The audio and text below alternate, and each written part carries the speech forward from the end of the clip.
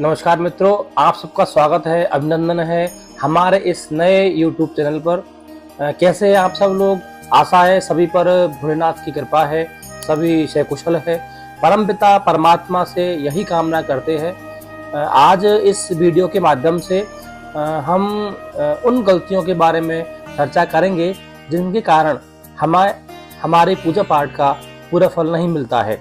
अक्सर कुछ लोग बहुत ज़्यादा पूजा पाठ करते हैं, फिर भी उनके जीवन में दुखों का अंत नहीं होता और दुख परेशानियां उनका पीछा नहीं छोड़ती।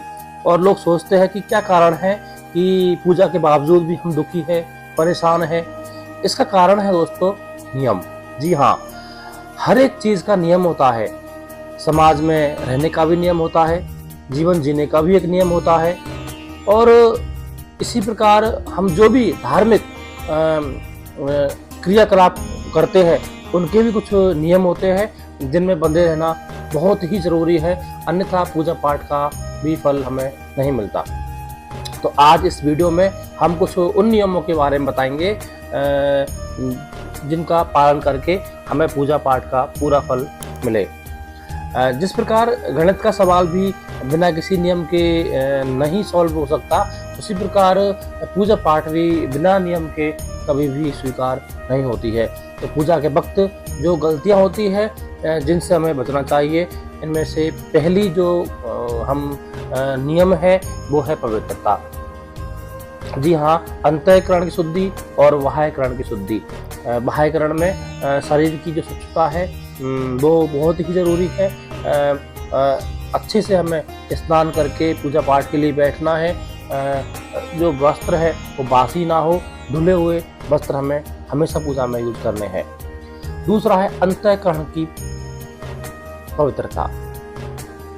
इसका तात्पर्य है हमारी भावनाएं। जाकी रही भावना जैसी, प्रभु मूरत तिन देखी तैसी। जिस व्यक्ति की जैसी भावना होती है उसको प्रभु की मूर्ति उसी प्रकार से महसूस होती है। तो हमें समर्पण का भाव होना चाहिए, एक निर्मल भाव होना चाहिए, क्योंकि भाव में बड़ी ही शक्ति है। जैसे भाव से हम पूजा करते हैं हमें वैसा ही फल मिलता है। दोस्तों, तीसरा जो नियम है वो है पंचदेवों का नियम। कोई भी जब हम पूजा करने बैठो तो सबसे पहले गणेश जी, शिव जी, विष्णु जी, दुर्गा माँ और सूर्य नारायण का हमें मंत्रों के साथ आराधना करके, आह्वान करके ही हमें पूजा शुरू करनी चाहिए। अगला जो नियम है वो है समय का नियम।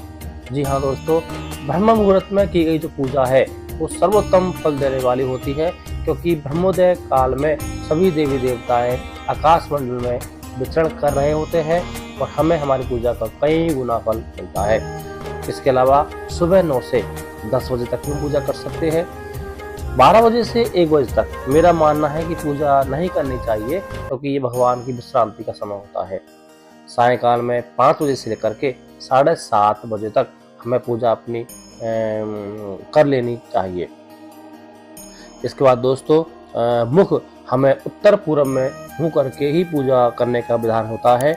और जब पूजा करने बैठे तो दास्य भाव से, पूर्ण समर्पण भाव से पूजा करने बैठे।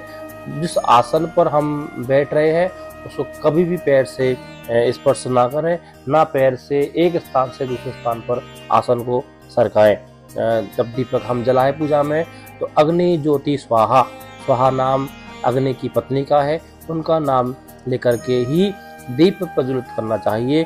और पूजा के बाद जब हम आरती करते हैं तो चरणों में 4 बार, नाभि में 2 बार, मुख पे 1 बार आरती करने का विधान होता है। तो कुछ नियमों में मूर्तियों संबंधी भी नियम होते हैं कि पूजा में कभी भी घर में 6 इंच से बड़ी मूर्ति नहीं रखनी चाहिए। केवल तस्वीरें ही पूजा में हमें यूज में लेनी चाहिए और बैठी हुई मूर्तियां ही होनी चाहिए। खड़ी हुई मूर्तियों की पूजा कभी नहीं करनी चाहिए।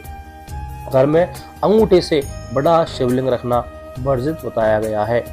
और अगर मंदिर जाओ कभी भी तो शिवलिंग की आधी परिक्रमा ही लगती है, जिसमें बहते हुए जल को कभी भी लांघना नहीं चाहिए। गर्भवती महिला कभी भी शिवलिंग को स्पर्श ना करे। तुलसी के पौधे के साथ कभी भी शिवलिंग को घर में ना रखे। इसके बाद आता है घर में जो हम तुलसी रखते हैं उसको रोज प्रतिदिन जल देना है, दीप जलाना है तुलसी के पास और उसको स्पर्श करना है। जिस तुलसी की पूजा करते हैं उसे तोड़ना नहीं चाहिए। दोस्तों, इसके अलावा कुछ नियमों में भगवान विष्णु को चावल नहीं चढ़ते, माँ दुर्गा को दूध नहीं चढ़ती, गणेश जी को तुलसी नहीं चढ़ती, 2 शंख कभी भी घर में नहीं रखने चाहिए। गंगा जल हमेशा घर में होना चाहिए, जो कि कभी झूठा नहीं करना चाहिए और उसे हमें ऊंचाई पर रखना चाहिए। कभी भी धरती में गंगा जल को नहीं रखना चाहिए। घर का जो उत्तर पूर्व का जो कोना है वहाँ हमें पवित्रता रखनी चाहिए। सुगंध अगरबत्ती धूपबत्ती वहाँ करते रहना चाहिए। तो जब हम आसन से पूजा करके उठे तो आसन को 3 बार ओम विष्णवे नमः, ओम विष्णवे नमः, ओम विष्णवे नमः कह करके उठना चाहिए। आरती के बाद हमेशा क्षमापन स्तोत्र का पाठ जरूर करना चाहिए। तो दोस्तों, ये कुछ एक छोटे छोटे से नियम है, अगर आप इनका पालन करोगे तो देखोगे कि कुछ ही दिनों में आपको आपकी जो मनोकामनाएं है, जिस भाव के लिए, जिस कारण के लिए, जिस हेतु के लिए आप पूजा कर रहे थे, वो सब शीघ्र ही पूर्ण होने लगेंगी। जय माता दी।